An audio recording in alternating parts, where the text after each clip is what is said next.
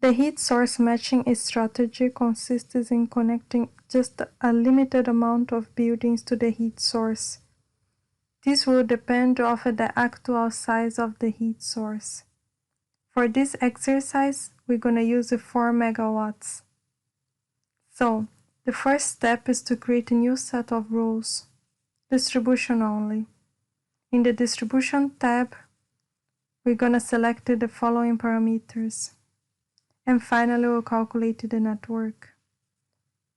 For this exercise, we're going to use the example workspace from Project 2, Step 1 folder.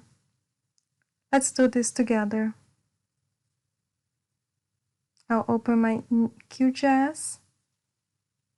Make sure that you have a new project, so you have this blank screen.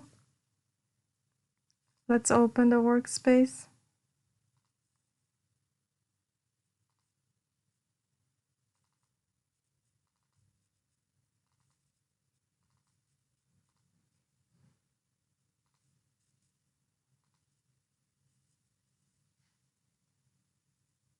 So now we're going to create a new rule set.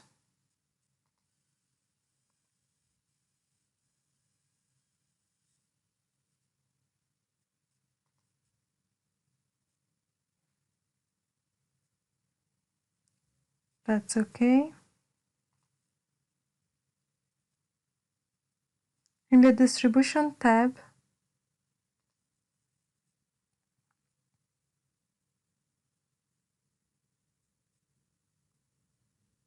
we're going to change the input demand selection to space heat demand.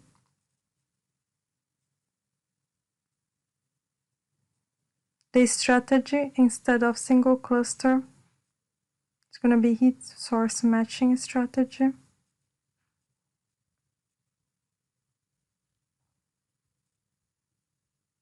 We're going to reuse our heat source points from input. And we're going to change the total cluster size from 5 to 4.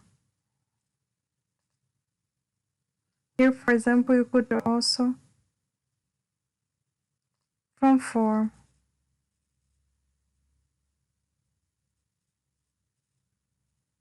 Now, we're going to save our changes, close the rules, and calculate the workspace.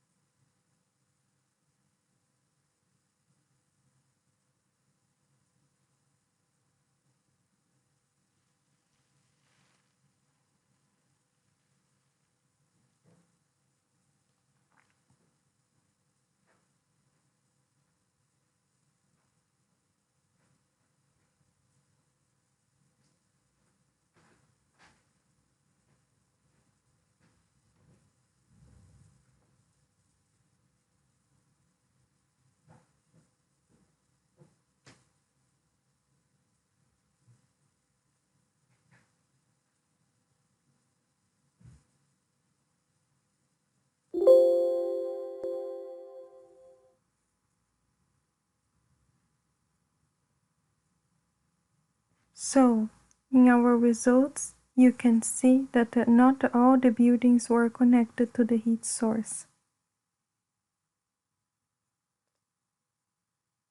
If you visualize the attributes of the heat source,